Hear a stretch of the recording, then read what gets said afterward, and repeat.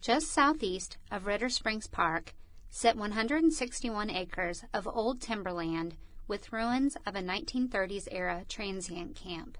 In 2013, Betty Jean Turoff, a descendant of one of the original owners of the land, donated the property to the Missouri State University Foundation on condition that it not be developed and that it be used as an outdoor nature laboratory under the management of the Dar School of Agriculture.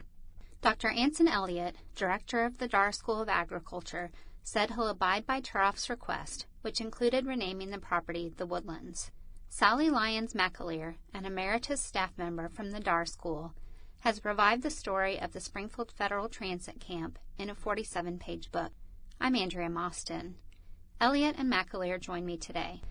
The land is very unique, and when I first saw it, it's a hilly timber, beautiful timber that had been there for 75, 80 years, and a huge spring, and actually there's 5 of them, and they all condense and go together and flow north into the Ritter Park today. So its ruggedness and its closeness make it totally a unique location for a university to have for its educational purpose. Sally, will you tell me about some of the history that you've discovered in your research and that you've covered in your book? I grew up a half-mile south of the property and had no idea during my childhood how very historic it was. And after doing some research, discovered that in the 1840s it was purchased by a Greene County pioneer and later sold to the John Wood family. He was an immigrant from England. And then he sold it for a 40 or so year period to the Ritter family, and they built a home, a gigantic barn, a chicken house, all made from native fieldstone foundations. And then the Ritter family eventually sold it back to the Wood family and has 5 natural springs, and the foundations of the transient camp are still there today.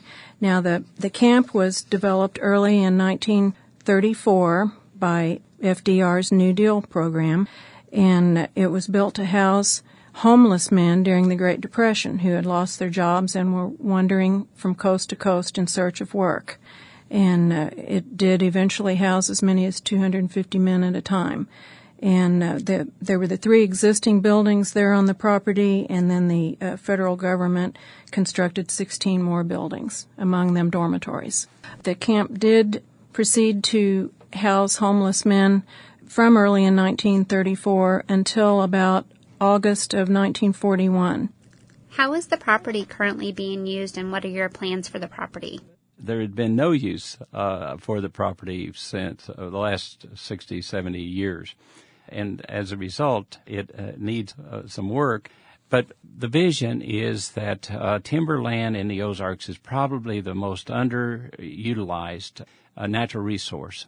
And so, therefore, we're wanting to use this as an outdoor laboratory for our wildlife conservation and management program that we have at Missouri State, as well as our forestry emphasis. And because of the springs, the water quality, the timberland, and the terrain, and the water resource, it gives us a great breadth of utilization. It's going to take some management because anything neglected, it deteriorates. And the timber is such a long span that people tend to think, well, it will stay that way forever.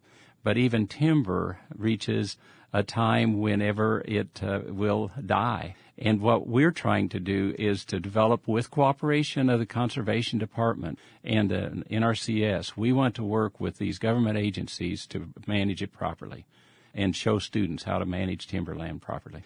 In addition to our classes that we will be using, we will, in the fall of the year, try to have a particular part of it accessible for the public in order for them to view the spring and some of the historical ruins on certain days with our students as guides and so on. So we want to be a good steward of the land for the intended purposes of education, but also give some access to the public as well.